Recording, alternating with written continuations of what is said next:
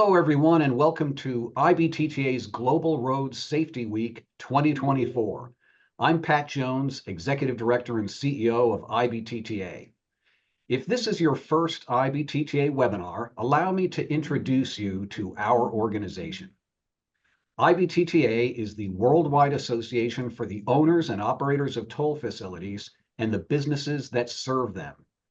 Founded in 1932, we have members in more than 20 countries on all 6 continents. IBTTA is the world's leading resource and advocate for safe, sustainable mobility, supported by tolling, pricing, and road usage charging. So what do we do? What are we all about? We provide a forum for sharing knowledge and ideas to promote and enhance the operations of the worldwide tolling industry. Today's webinar is all about safety. IBTTA's Global Road Safety Campaign showcases the tolling industry's commitment to ensuring that our roads are safe for everyone.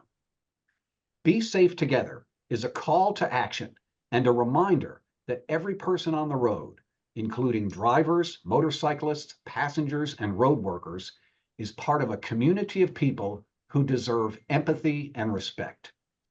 During today's webinar, you will learn about the roadway safety programs from our global campaign partners at the International Road and Tollway Organizations of ASICAP, IRF, PARC, and Project Edward.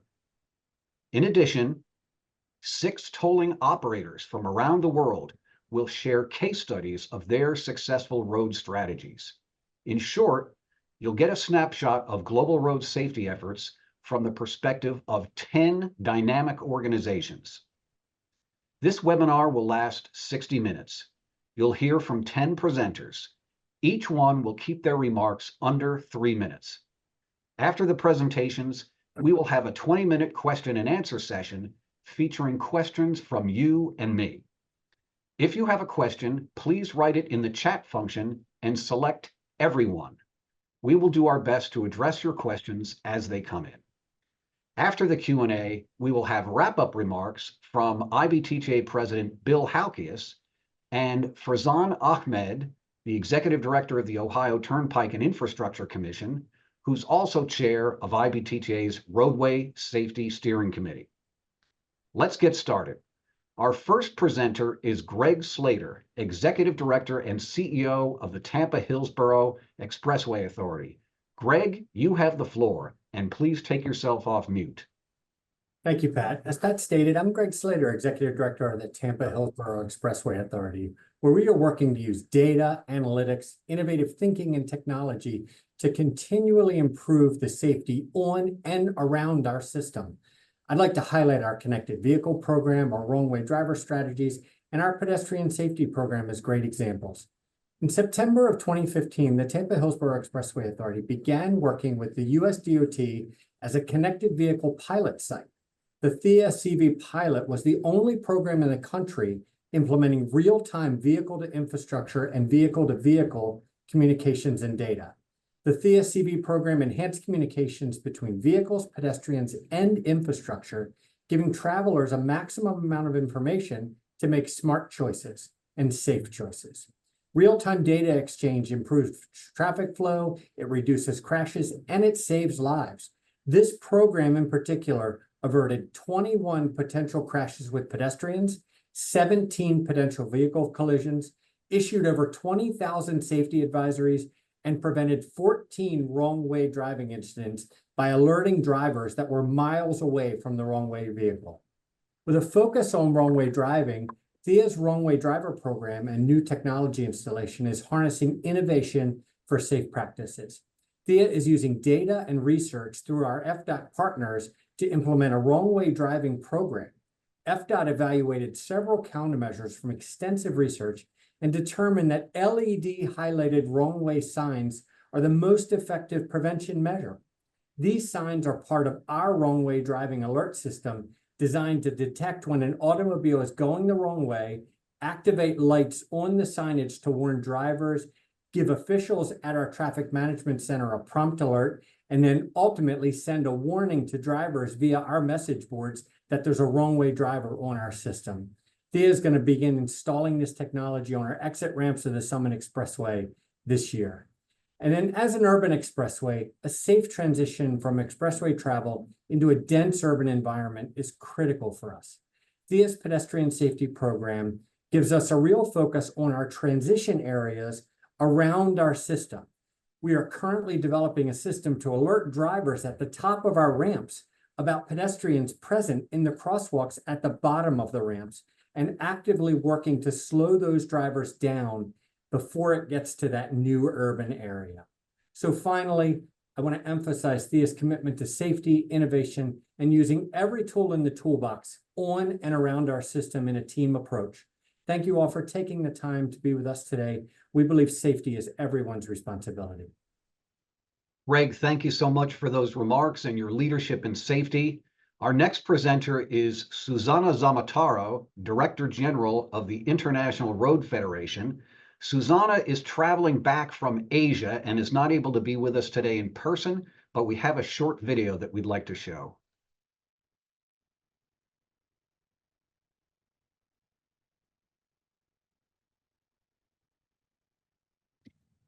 Greetings from the International Road Federation, IRF, with its headquarters in Geneva, Switzerland. My name is Susana Zamataro, and I'm the Director General of the International Road Federation. We at the IRF are extremely pleased to support IBTTA campaign, Be Safe Together.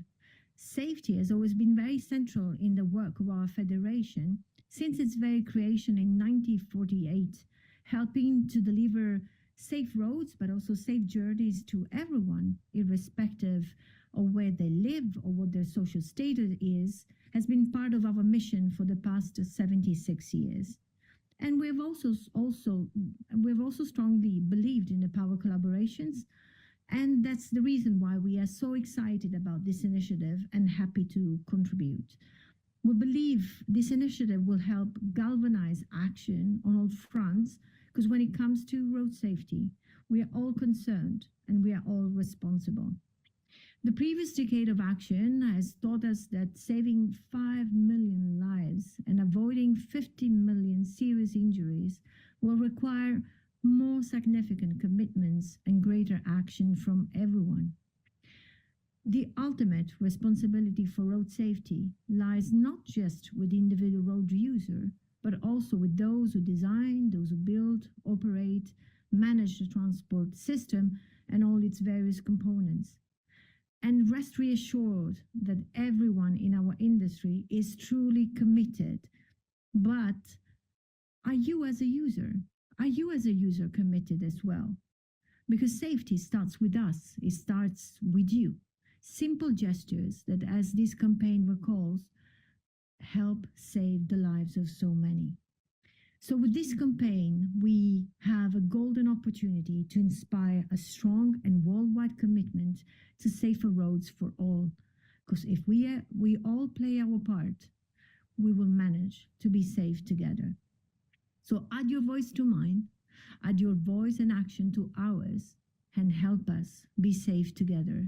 Not tomorrow, but now. Thank you. Thank you, Susana, and we wish you safe travels back from Asia. And I love your message about that simple gestures help save lives. Thank you so much for your leadership. Next up is Patrick Malajak, the Secretary General of PIARC. Patrick, you have the floor. Thank you, Pat. I'm speaking from PIARC, the World Road Association headquartered in Paris. PIARC is a collection of members and governments representing more than 128 countries. So we basically cover the whole world and all continents. We were founded in 1909 in Paris with one mission, which is to organize the exchange of knowledge on every matter related to road and road transport. This would cover pavements, tunnels operations, financing of roads, adaptation to climate change, and yes, road safety, which is one of our priority topics. We cover topics that are of interest to high-income countries as well as low and middle-income countries who are represented in all our more than 20 technical committees and also on our governing bodies.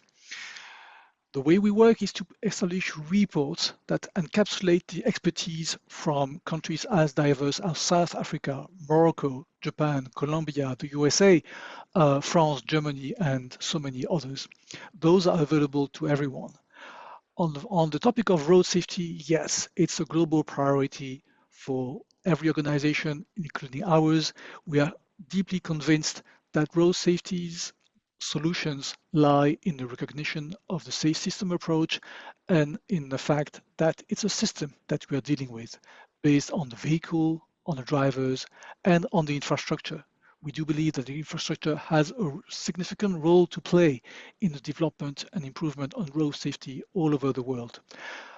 Our Road Safety Committee, chaired by John Minton from the USA, has been able over the last years to develop an increasing and impressive number of reports on best practices from all over the world. For example, on road safety audit guidelines at the project stage, how to make sure that future road projects do take into account road safety at every level, on how to save lives all over the world with proven countermeasures, and with our recognized and acclaimed online road safety manual. All of those are available for free to everyone and usually in several languages. So please connect to our website and download this, because my key message here is that road safety is not a fatality. We can deal with it. There are solutions, there are recommendations, there are best practice, there are guidelines. So please, everyone, use them. I would also like to thank IBTTA for this global initiative, because we believe that we cannot alone solve the road safety issue. We have to work together, and I wanted to thank you, Pat, and Bill for this excellent initiative. Patrick, thank you very much. And we recognize that you have a big mandate with the diversity of countries that you represent. And you also mentioned the safe system approach, and I'm sure we'll hear more about that today. So thank you for your leadership.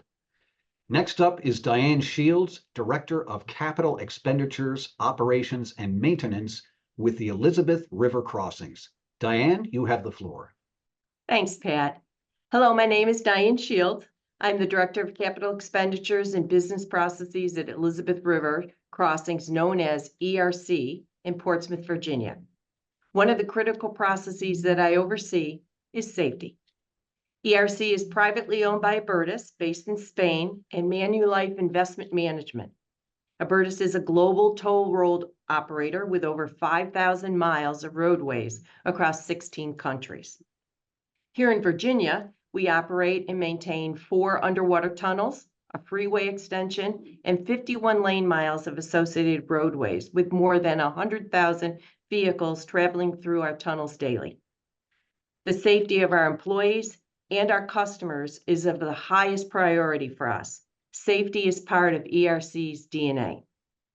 Aside from the numerous capital projects we proactively execute annually to make sure that our assets are always in a state of good repair, well signed, and well lit, we allocate a lot of time and resources to try to reduce the number of incidents and accidents with injuries on our roadways and in our tunnels.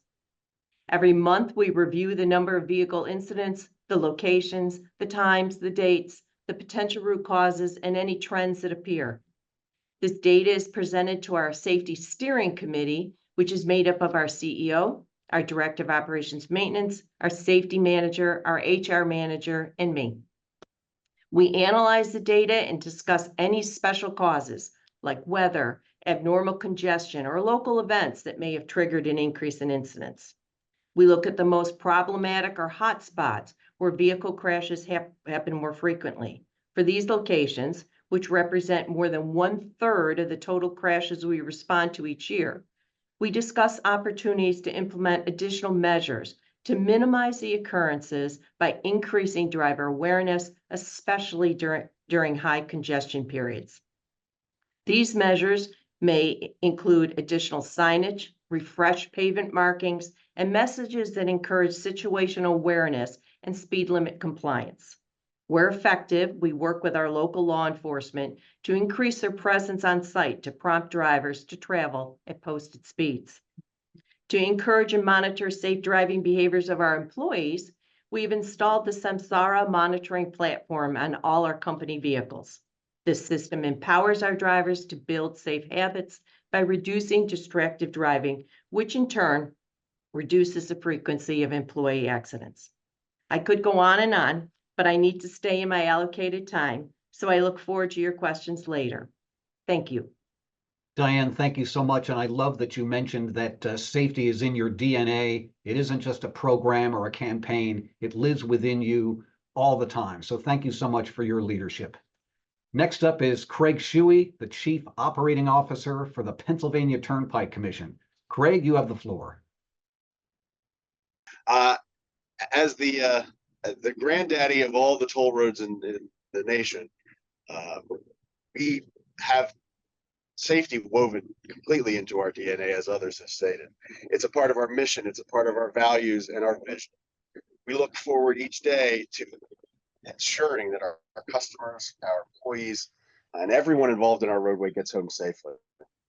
Several years ago, we noticed an alarming trend within our work zones where vehicles were intruding into those work zones, damaging equipment, and in many cases, endangering the lives of our employees, including one very serious fatality crash that took the life of one of our employees. We began at that moment to really reevaluate everything we do in regards to work zone setup, work zone evaluation, and the time in which we're on the roadway. We recognize that there are millions of decision makers on our road each day for whom we cannot control. And so we looked inward first to try to ensure that our work zones themselves were not creating part of the problem. And so we took a deep dive into the way we set the zone up, the signs that we use, how we deploy them, and how we tear them down, and examined all of that and came back with a result that removed many signs from the roadway during construction, evaluated the length of time that we're on the roadway, and tried to do the best we could to reduce that. So we took signs that were in the median that took extra effort for the employees to put out and expose them longer to live traffic. We removed those from the system. You know, the conventional wisdom years ago was that more signs were necessary to alert and warn drivers that they were approaching a work zone. We find that actually is not helping, did not improve the ability of drivers to slow down in our work zones and behave, but created risk for our employees. So we removed those signs and used that as a launching point for us to improve the overall performance of our system. We monitor it daily, we monitor it quarterly, and report on it to our commissioners each quarter to ensure that at every level within our organization we understand what is happening. We've seen a dramatic drop in work zone intrusions as a result of this effort, and we continue today to work through those systems that we have in place now to make sure that they're improving for the future. Thank you. Craig, thank you so much for being with us today and for your leadership. And you know, it's interesting that sometimes to improve safety, you've got to do something that's counterintuitive, like removing signs. And I'm sure we'll hear more about that today. Thank you so much, Craig. Next up is James Luckhurst. James is the founder of Project Edward. James, you have the floor. Thank you very much, Pat, and I'm delighted to how can I follow Craig? 50 years ago, I went on Turnpike number 76 because as a young boy, I'd been taken by my parents to live in Pittsburgh. So I've a long time ago was a user of your Turnpike system, and I'll have to come back and have another look sometime. Come back anytime. Project Edward, every day without a road death, has become a successful initiative for showcasing and sharing good practice in road safety across the UK. It started as a European initiative with a day each year. It then became a week of action focused on the United Kingdom. And now it's a year-round initiative where we take particular themes during the course of a year and we share and we encourage replication and understanding what works and of course what doesn't work. And our channels and outlets include podcasts, monthly webinars, and discussions, symposiums. I'm going to just focus on two items from our list because the themes we've been looking at most recently are driving without insurance, something called Operation Snap, which is the use of what they call now journey cam footage, dash cam, and giving every motorist the opportunity to be an advocate for road safety. Something called blue light aware, and drug driving. Now, I'll focus particularly on drug driving as the first initiative. There are 43 police forces in England and Wales, all doing things a little bit differently. We are working with Merseyside, which covers the city of Liverpool, because they have overcome a big problem, because with drug driving, the requirement is that a driver suspected of driving with drugs will be given a blood test, and that result from that will go, well, the blood will go to a laboratory, a forensic toxicology laboratory, and we may wait 4-5 months for those results to come back. And a traffic violation will time out after 6 months, meaning you can't do anything.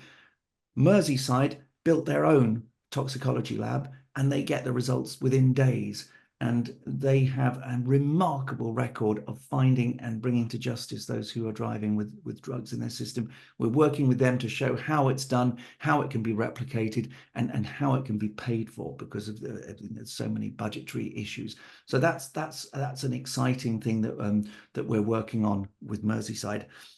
Blue light aware. Now, in the UK, there seem to be a lot of people who simply don't know how to react when an emergency vehicle is coming through, because there's no specific law saying that you must do this, you must stop, move over. It's recommended, but it's not the law. So we have worked to create a number of short videos that have been really well received on social media. One of them last year, just in a campaign that we ran for a couple of weeks, had more than 1 million views of just to show what to do in a restricted line system where where no overtaking is allowed. So what do you do if you have an emergency vehicle behind you? That was deemed really successful. We've just done some work with London and the Metropolitan Police on reaction to emergency motorcycles.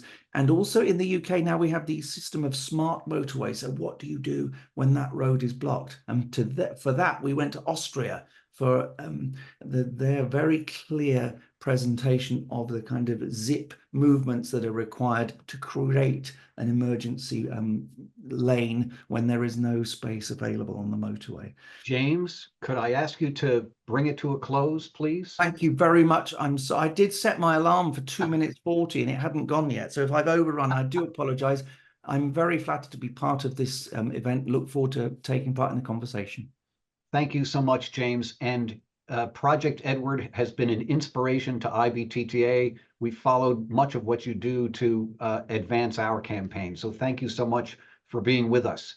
Next up is Bernard Lautner, the strategy owner for road safety with Asfinag.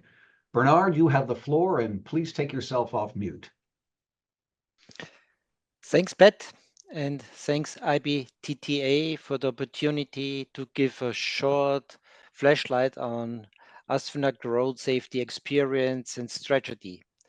Asfinag is the toll road operator in Austria. Austria is a small and mountainous country in the middle of Europe. We are operating about 1,400 miles of motorway network with nearly 6,000 bridges and 166 tunnels. About 20 billion kilometers are driven on our roads, and unfortunately, more than 2,000 accidents with personal injuries happens per year. So Asfinag have a strong commitment to our customers and to our employees, and therefore road safety is a core mission and is focused in our road safety program. The second edition of this road safety program for the period to 2030 can be seen on our website, asfinag.at. But it's not time to explain and discuss in detail within 3 minutes. So just 3 statements on a road safety program. A road safety program is first much more than an investment or action plan. It is a working structure and philosophy. Second, a road safety program must be individual and customized. So where you are, who you are, and what is your strategic roadmap. And the third point is road safety program is to integrate in all other management systems. It is not a standalone system. So this is about our road safety program. And the second point I take out, I choose is related to this great IBTTA initiative now. A campaign addressing road worker safety we have done in 2021. To gain topic leadership and awareness, it is necessary that the topic is relevant for someone.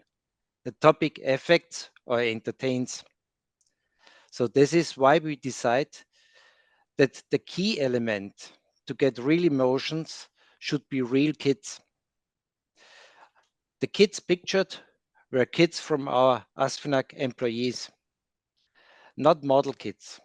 To create an authentic campaign with positive emotions and with the slogan, "My father, my mother works for you. Thank you for paying attention." We used all our billboards along the road, radio spots, press, and all other kinds of social media channels with dynamic and quick access to our landing page. And the campaign was a big success, not only on the public side, but also mainly sensational feedback from our internal staff to get involved in road safety. So I think I will provide some links to see how the campaign was designed and some pictures from our kids on the chat table or afterwards, and give back to Pat. Bernard, thank you so much. And I love how you talked about your safety campaigns or your safety efforts are individual and customized. And we like to say, if you've seen one toll facility, you've seen one toll facility. There's lots of variation out there. Thank you for being with us today. Next up is Malika Sethi, the Secretary General of ASICAP. Malika, you have the floor. Thank you very much, Pat. So I'm representing ASICAP, and ASICAP, just for the one who doesn't know what is ASICAP, is the European Association of Toll Road Infrastructure Operators, gathering 18 national organizations representing 125 companies operating more than 50,000 miles of toll roads. So road safety is the core priority of the European toll road companies, and we are targeting Vision Zero Fatality. And today, I would like to address more specifically the action that we are undertaking at European level to draw public awareness on vulnerable users with She, He Works, I Care campaign. So the vulnerable users for us is the people who are working for the safety of the others on the motorway network. So what we have seen is that there is a significant increase in accidents involving motorways maintenance workers. And these accidents mainly concerns motorways patrollers, but also all the persons working for the motorway safety, like police, firemen, emergency services, towing companies. So most often they occur in the middle of the day on section with good visibility.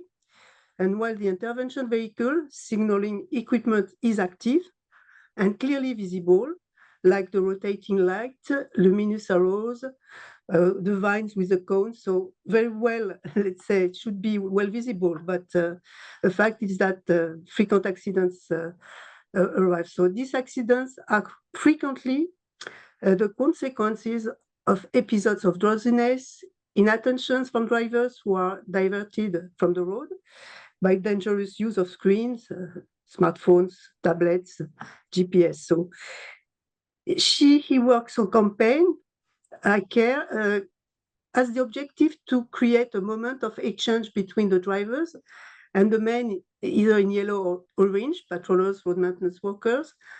And the events aim to encourage the commitments of drivers by making them actors so that they can sustainably strengthen their attention to the motorway patrollers and motorway workers.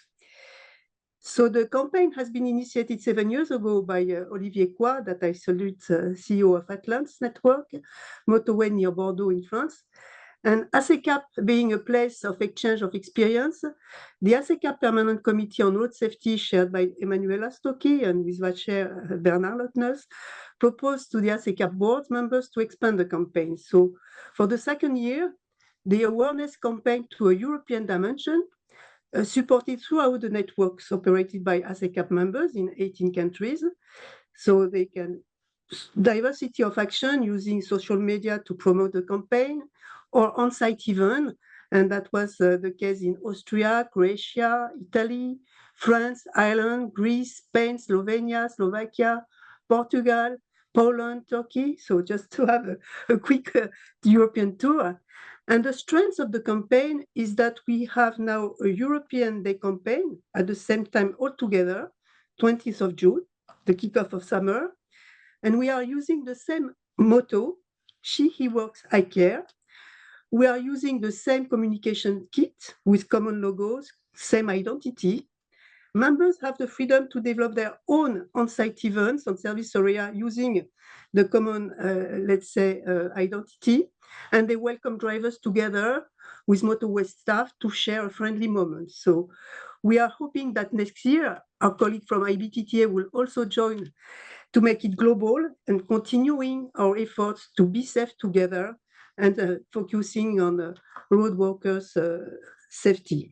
So thank you, Pat, for the invitation, and thank you, Bill, for having initiated this Global Road Safety Week campaign. Enhancing road safety is the responsibility of all, and we will succeed by united all our efforts. Thank you all. Give it back to you, Pat.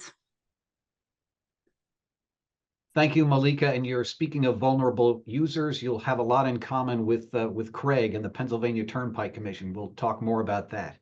Next up is Eric Hemphill, Director of Traffic and Incident Management with the North Texas Tollway Authority. Eric, you have the floor. Hello, and thank you for the invite. 3 minutes is definitely not enough time to show how safety is woven in the North Texas Tollway, which is the regional toll road authority around the Dallas-Fort Worth Metroplex. It's in our mission, it's in monthly reports to the board, and it's in every worker and employee, regardless of their group, in their brains. So I'm going to cover a few highlights and hopefully stick around for some questions to get some more detail.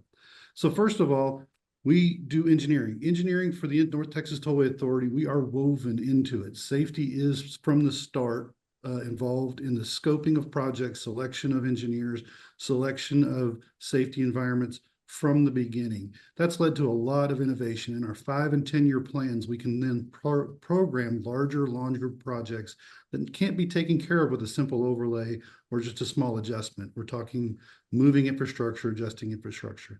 So engineering is woven into our culture, from oranging pavement markings to mobile barriers, but we're really proud of our enforcement as well, with our state troopers being on site in our buildings. They're one of us. We dispatch them from our Safety Operations Center, which is our 24/7 traffic management center and a licensed telecommunicator 911 center. So with them being part of us, they're out there, they're helping us, they're looking over our people, they're looking for improvements we can make, and even collaborating on safety campaigns such as move over or slow down or speed and aggressive driving. We're really proud of our education, from the bringing in tours to our Safety Operations Center to bring the public in to show them what we do for their safety, touring of elected officials to bring them in to show them that, hey, this is where the toll money is going. Even Rotary clubs and homeschool organizations, anybody we can to just start getting the message out.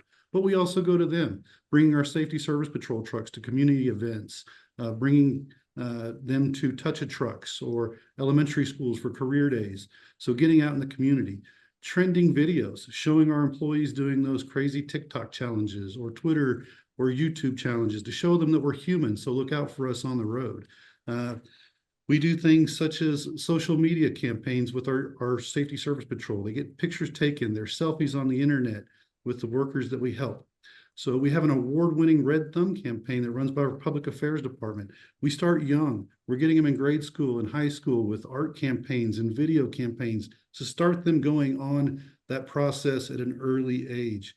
We get employee training from day one. We're telling you who the safety is.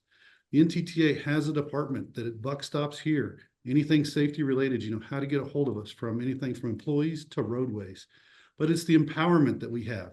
Every employee at NTTA is focused on safety. We produce guidelines, not procedures. That allows us to make decisions to be safe together every single day.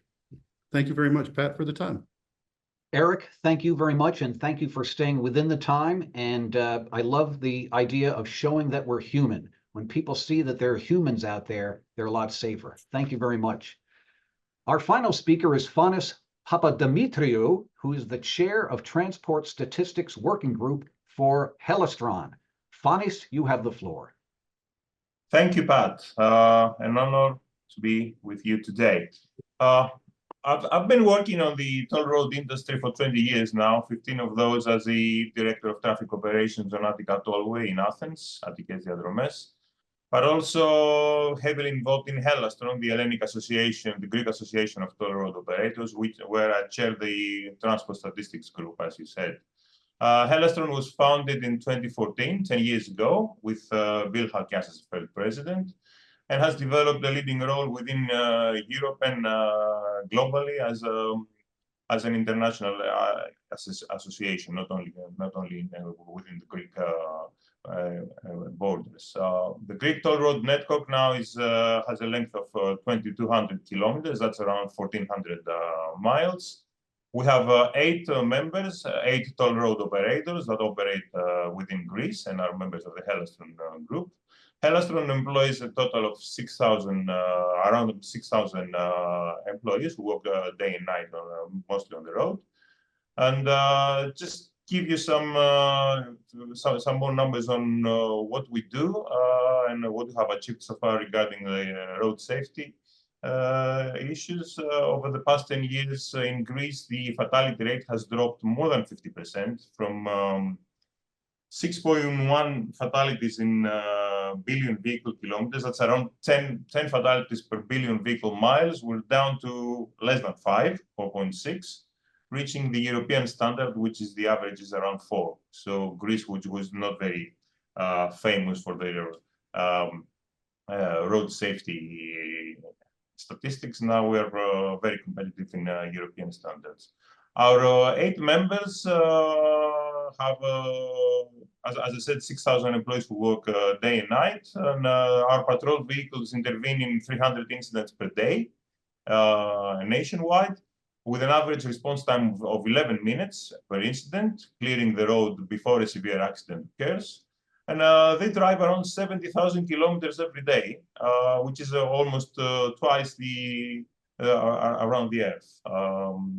Also on the maintenance side, we reinstate on an annual basis more than 40,000 damages on civil or electromechanical equipment, ensuring that the roads are maintained in an almost brand new level. However, the improvement that Greece has shown in its road safety KPIs would not be sustainable without actions in communications as well, parallel to operations. Within Helastron, we are committed in continuously promoting road safety towards every age and every road user group, with multiple campaigns during all these years. Themes include, amongst others, tips for safe driving in specific road sections like tunnels or during adverse weather conditions like snowfall, the avoidance of driving on the hard shoulder, explaining the dangers from overspeeding or use of cell phones while driving, or by simply reminding the basics, such as the use of helmet and safety belts that are maybe for you obvious, but not so obvious here in this country. Finally, we look on the future by focusing on our future road users, the school kids. We have more than 1,000 activities that have been implemented for their education during the last 10 years, like the Safe Cycling Initiative in 70 schools and 2,000 students, or the Eyes Open on the Road e-learning platform that focuses on high school kids and informs them on the dangers of overspeeding, not wearing seatbelts, etc. This one has been approved by the Ministry of Education, allowing any school to apply online and deliver the program to the students. And since 2015, approximately 15,000 students have gone through the program, which has also won an award for the European Commission. That's all for me. Thank you very much. That's it. Panis, thank you very much. And thanks to all of our presenters, our 4 global partners, our 6 toll operator members. And now it's time for your questions. And there are several questions in the chat, and I'm going to start with them. And I'm going to do a little paraphrasing here. Here's a question from Joe Williams about pedestrian crossings, and I think this is probably directed to Greg Slater. What are some lessons learned from those who are implementing these pedestrian safety practices? Absolutely, really great question. I know, one of the circumstances that we have in Tampa is our expressway has been here for about 60 years, and much of where the expressway traversed wasn't really a dense urban environment. It was somewhat industrial. We had some sections through some residential areas. But over the last 10 years, we've had a lot of densification happening around the expressway as the population has been increasing. And it's kind of created this environment where we have these really dense communities and developments that are meant to be walkable, bikeable type communities converging with these expressway ramps. And so what we've been trying to do is one, take a fresh look at where those ramps are. Do they make the most sense? Trying to make sure they're in the right place.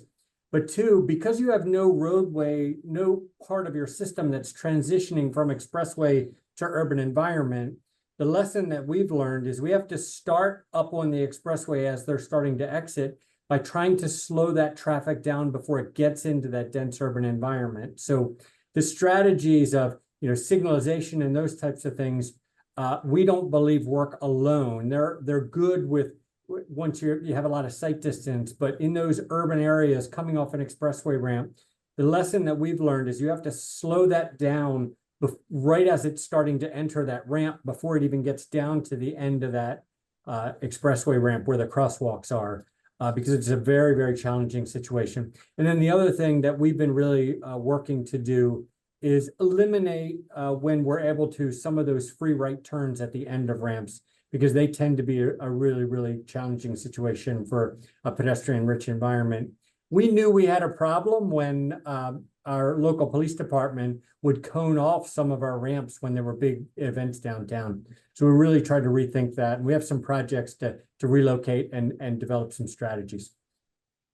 Greg, thank you so much.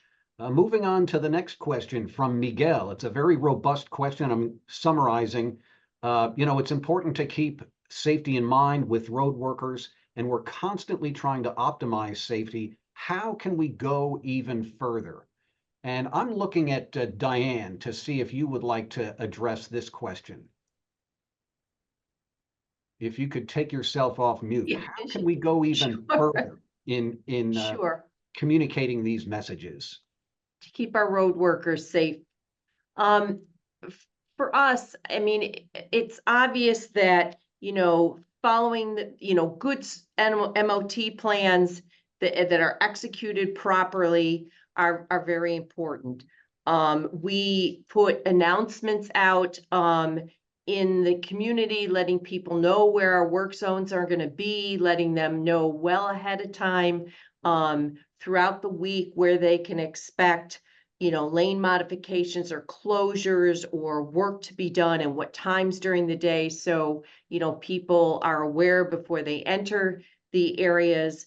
We work very closely with our suppliers that help us do our MOT, but it's that situational awareness we're constantly driving with our workers that are out in the field. I mean, we have actually a situational awareness pledge that everyone needs to take. Everyone wears a pin that talks about being situationally aware. And when they're out working in a work zone and somebody's not aware, without confronting them if they're uncomfortable. A worker can say, hey, Diane, point to the pin, and that says it all. And so people, they know they have to keep their head on the swivel because there's too many distracted drivers out there. So Thank you, Diane. thank you. Here's a question from Alex Fakari. I'm going to direct this to Eric Hemphill. What can agencies, vendors, and others do to help ensure its effectiveness, the communication campaign effectiveness, and promote the messages going forward? Well, it's a great question. And what we've tried to do in our organization is not do the same old thing, right? You can't do the same thing, expect different results. So that's why the employees started, we're looking at a generation, and I don't think it's any surprise that we're having trouble with younger drivers, newly minted drivers, texting, trying to take selfies while they're driving, et cetera.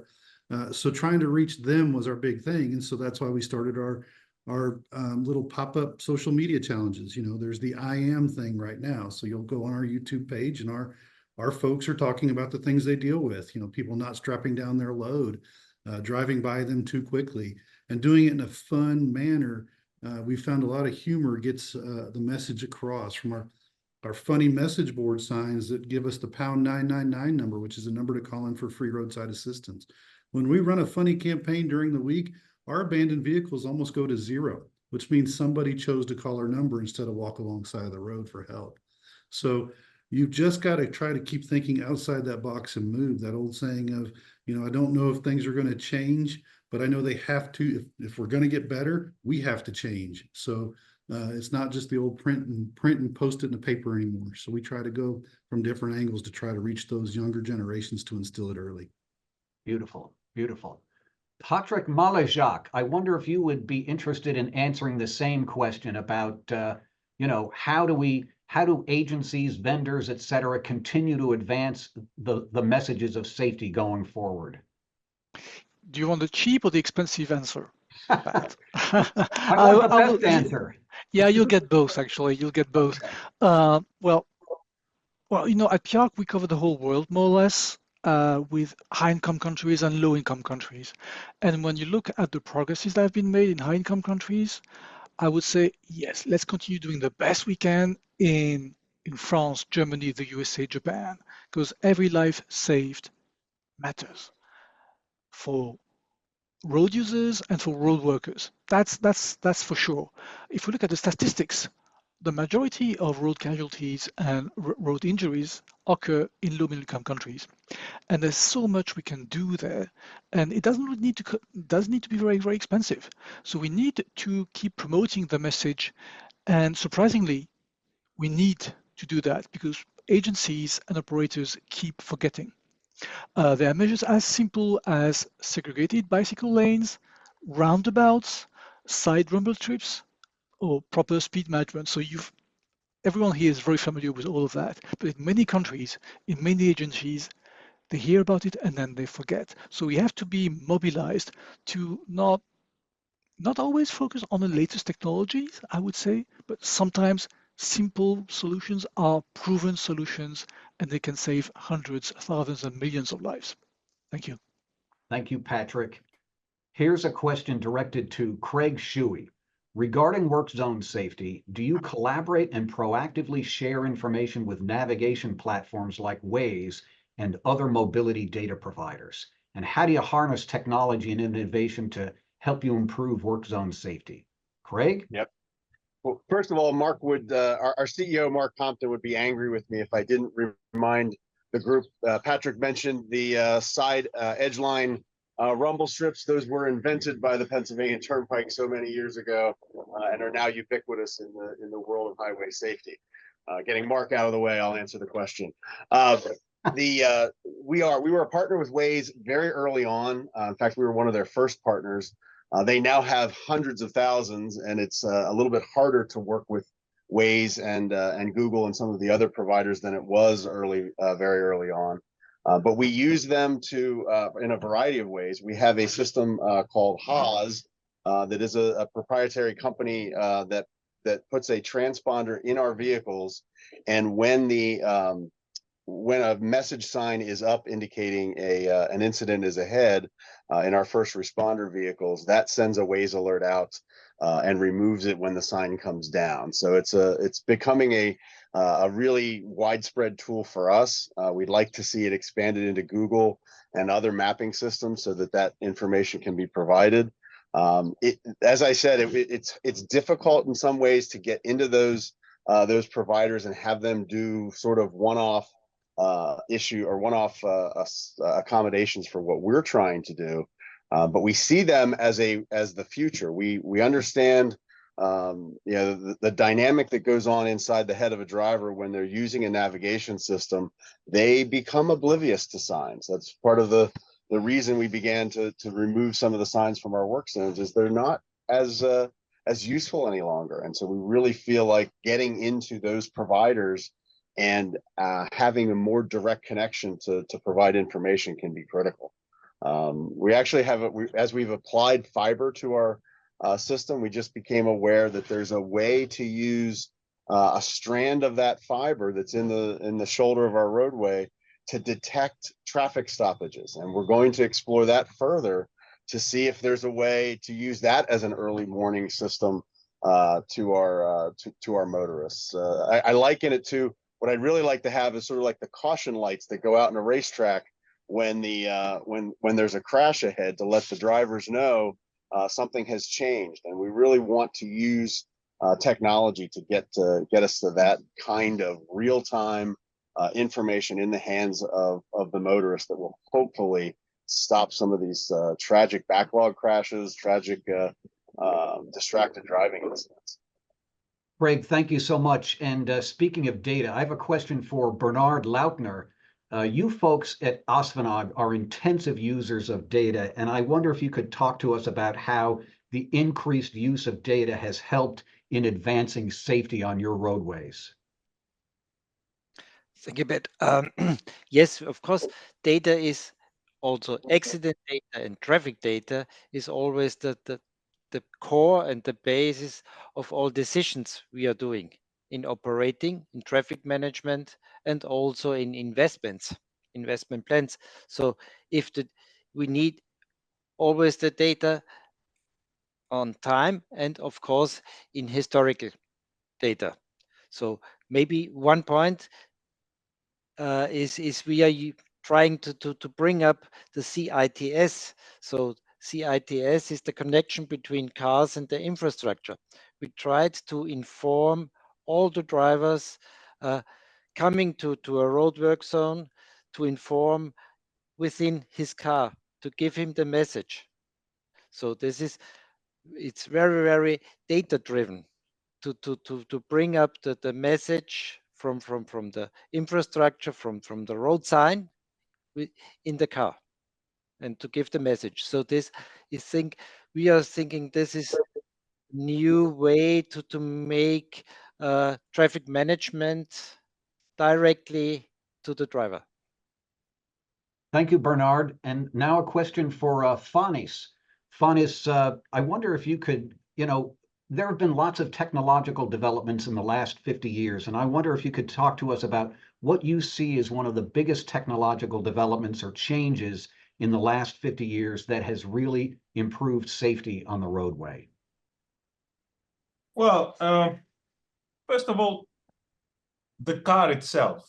The cars are much more safer and much more technologically advanced than what we learned when we were having our driver's license back at the age of 18. And now the cars are connected. They are connected to the infrastructure. They are connected between each other. The challenging thing is how the drivers will adjust to this.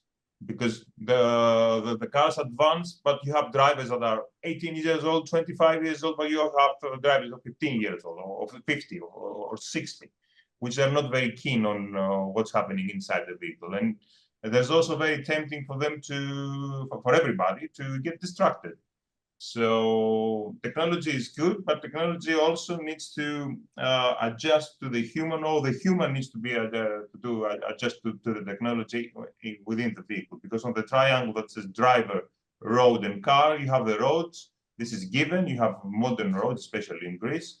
The cars, as I said, are safer and safer, or technologically advanced, and you have to focus on the human now for them to adjust to what's happening around them. That's the most challenging part, I think. For example, here what we have is like we monitor the driver's performance, our patrol vehicles, if they're driving aggressively or not. With the systems that we have within our patrol vehicles, we monitor them and we evaluate them. And if we see a patrol that's driving very aggressively, then we have to talk to him in order to bring him down. These are things that help us a lot. Beautiful. Funis, thank you so much. Well, we have about 5 minutes left in the program, and I want to turn to our president, Bill Halkias, who I know has been listening very intently to this, to offer some observations on what you've heard today, to sort of summarize and raise up those epiphanies. What do you have for us, Bill? What do I have for you, Pat, and what do I have for our viewers? I'll tell them a little story how the whole thing started. It started when you came to me and you asked me, Bill, what do you want your legacy as president of IBTTA to be? And without any hesitation, I told you, Pat, I want to be remembered because we enacted something on traffic safety. And that something became too big. I was talking about something, but now we're talking about a global thing, a global cooperation. What I did not tell you was that way back on the 24th of October 2003, I got a call at 23:34 at night. And that call was from the traffic center of Attica Tollway to tell me that we had our first fatal accident. Ever since, my clock keeps ringing at that date, at that time, as a reminder that we all have to do something in order to cut down on the number of people who lose their lives on the asphalt, on the roads, no matter if those are toll roads or local roads, freeways, or arterial streets or anything like that. And thanks to this global campaign, we were able to put a coalition together. And I am very, very proud and very, very moved by what I have seen today. Who were there? Project Edward was there. PIARC, the World Road Association, was there. ASECAP was there, the European Toll Road Operators. IRF, the International Road Federation, was there. And various operators of operating facilities around the globe, in Europe and in the US. And all I want to say is to thank each and every one of them, and thank each and every one of you, Pat, the staff of IBTTA, Environ, the people that we hired to help us. And you know what? I want one more thing to be remembered for, that we will continue year after year to be pushing for traffic safety. And you know what? Every time we stand into any IBTTA meeting, we ought to start by saying, good morning, be safe together. Thank you all. Beautiful. Bill, that is just beautiful. Thank you so much for that wonderful message. And now I turn to Farzan Ahmed, the chair of our Roadway Safety Steering Committee, for your reflections on the day's remarks. Pat, you know, the whole world is represented in this webinar today. Just look at that. We've got people throughout the country, and we've got people representing 128 countries through their organizations. I want to first thank my dear friend and our president, Bill Halkias. He had the vision to think globally, to think big, because this is the most important thing that we do in our organizations. And Pat, I want to thank you and your entire team and Invariant. The organization, all the work that you guys put into it, we would not be able to do it without all of the effort that everybody put in. I want everybody to remember three things, three takeaways. Design, it all starts with that. We got to design a safe facility. That is our responsibility as the owners and operators. Plans and procedures, how to keep everyone safe as they are traveling through our facility. That is our responsibility as owners and operators. Third thing is behavior. That is everyone's responsibility. And we've heard that from several of our peoples today. Everyone has to take an intentional step to be safe through their behavior, whether they are walking, driving, riding a bike, working on the side of the road, driving through a work zone. That is everybody's personal responsibility. Today does not end our campaign. We need to focus on that. It does not end. Let's use today as a springboard for this to be an ongoing campaign throughout our careers, because this is about saving lives. Let's all be safe together. Thank you, Pat. Farzan, Bill, thank you so much for those very thoughtful wrap-up comments. Thanks to our 4 global partners and our 6 member toll operators for your presentations. This webinar will be on our website soon, and we will provide contact information for all the presenters if anybody who wants to reach out to them. There are some links in the chat that we will also publish on our website. I want to say thanks again to all of our participants, everybody who signed in today and listened to this webinar. Thanks to the board of directors for supporting this campaign and the leadership of Bill Halkias, our president, Farzan Ahmed, our chair of the Roadway Safety Steering Committee, the IBTTA staff, Invariant, and everybody else who's been involved in this campaign. We thank you for joining us. And as Bill and Farzan have both said, let's be safe together. Thank you, everyone.